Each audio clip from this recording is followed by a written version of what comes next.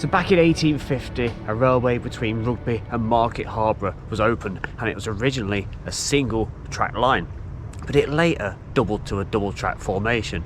And as the services got busier and busier around Rugby, a deviation or a loop line was required to skip along from a place called Clifton Mill Junction just outside of Rugby and then join on to the Market Harborough line. So today we've come to look at a little known viaduct, and it was part of this short little loop line between Rugby and Clifton Mill Station, and it was even briefly, for a short period of time before closure in 1966, electrified. Here's a nice little photo of a Class 31 locomotive showing what it was like leaving Clifton Mill Station and on towards this very loop. So if we zoom in to railmaponline.com, you can see Rugby Station is on our left, and if we follow the purple routes away from the centre of the station and up towards the top of the map, you can see there are two different routes, and one of them has got a distinct curve to it, and that is where our viaduct lays.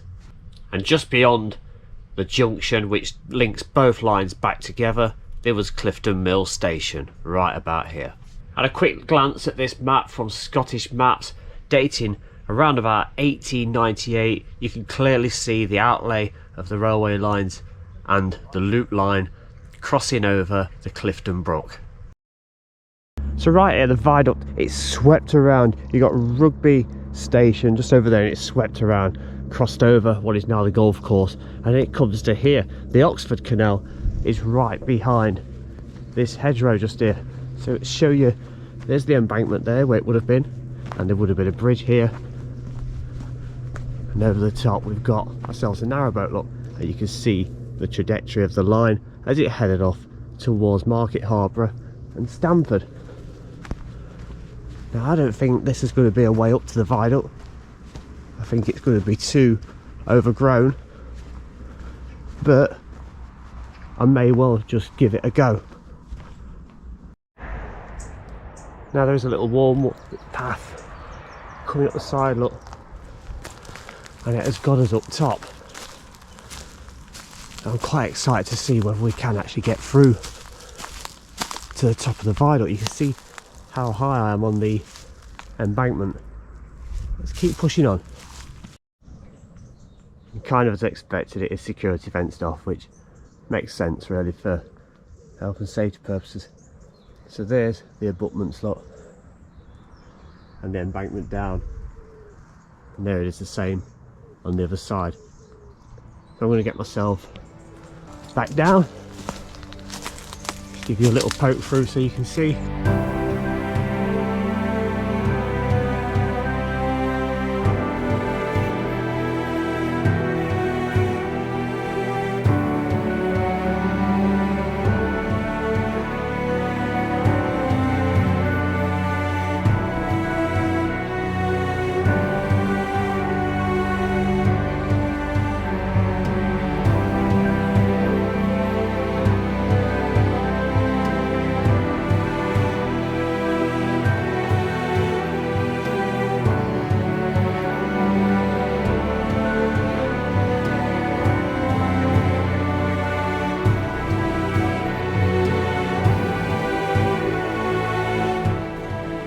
So stood on the eastern side, there is an archway just out of sight behind that central tree, giving us from right to left 12 archways. It's exactly the same.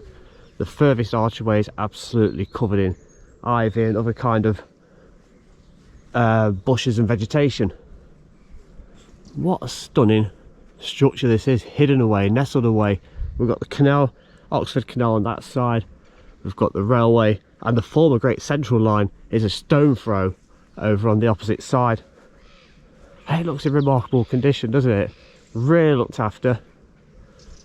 Out of use for around about 50 years.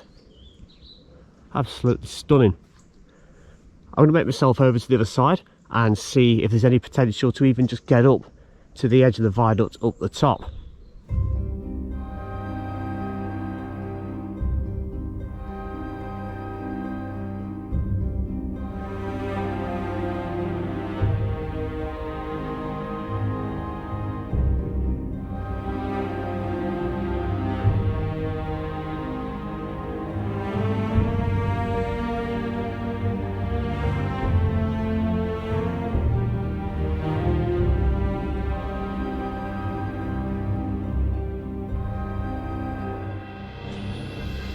A curious little bit, look, below the central arch. This is the Clifton Brook, heading west over there, and it's almost like a semi-culvert. Look, it's not a culvert, but it's got that blue brick which is guiding it through this central archway. That's really nice, isn't it? There we are, back on the western side, and the curve of the line goes around in that trajectory towards the current Rugby station. As we get to this side, on the southern side, you can see railway sleepers have been used to kind of landscape between the archways for the next two arches. Let's get over to the next one. Look, exactly the same. Wouldn't it be nice to think that these particular sleepers came from up there?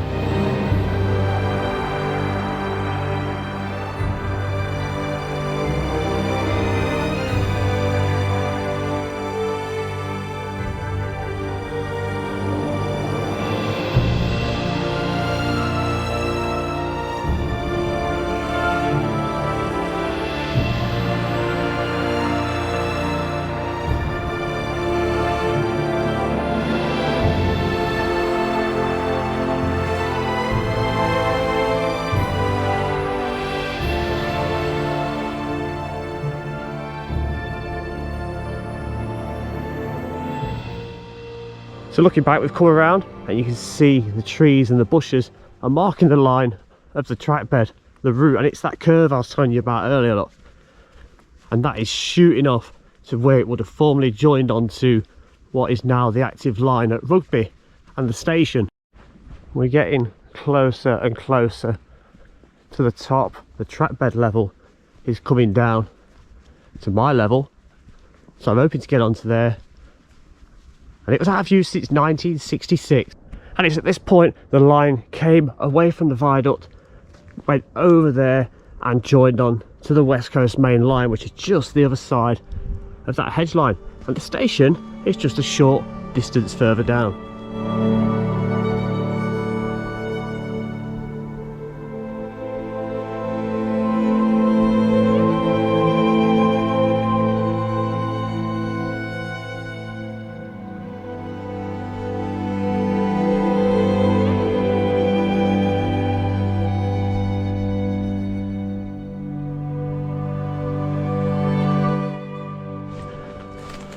Remarkably, look, we're on top.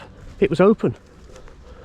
How fantastic was that? You can see our brick sidewalls and the curve going off, look.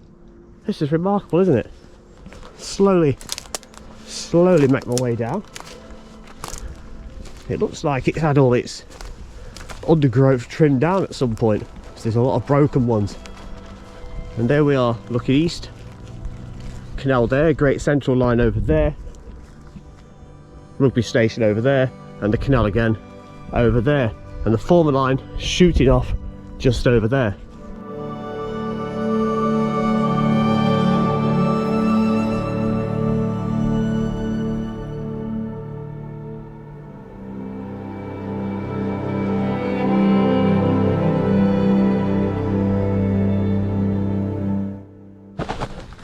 Plenty of ballast on the ground, look. Absolutely amazing.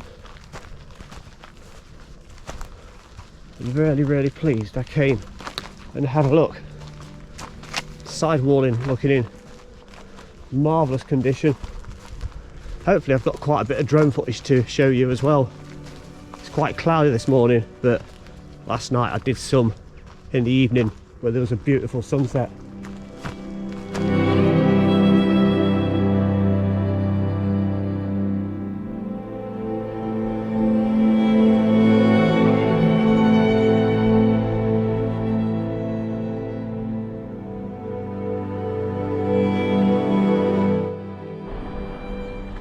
And here we go, look, at the other end.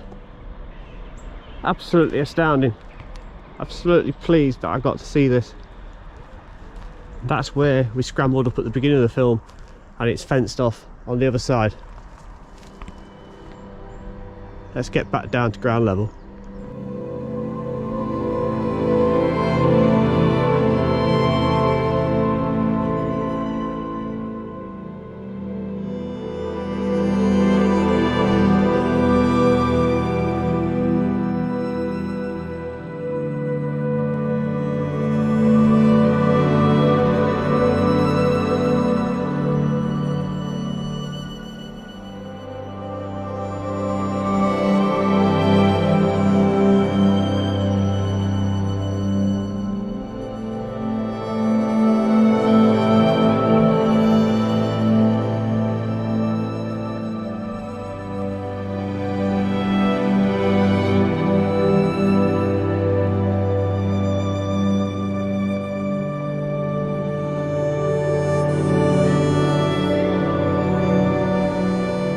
So thanks very much for watching this video. I hope you enjoyed it very much. There's more to come, and if you've not seen any of the back catalogue, please subscribe and have a look. Take care, see you soon, bye bye.